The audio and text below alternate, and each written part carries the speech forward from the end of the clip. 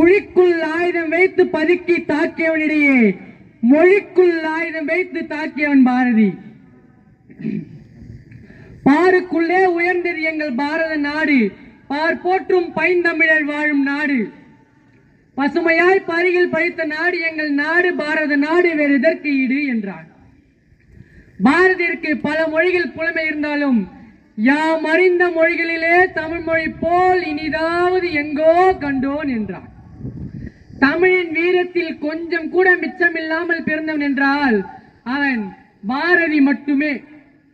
என் தாய் வாழ்ந்து மகிழ்ந்த நாடே இந்த நாடடா, பல நூற்றாண்டுகள் வாழ்ந்து மடிந்த நாடே இந்த நாடடா என்றான். அதாவது இந்த கவிதைக்குள் என்ன சொல்ல வருகிறார் என்றால், எங்கள் தாய் வாழ்ந்து மகிழ்ந்த நாடே இந்த நாடடா, நீ யாரடா எங்களை ஆள்வதற்கென்று? ஆங்கிலேயரை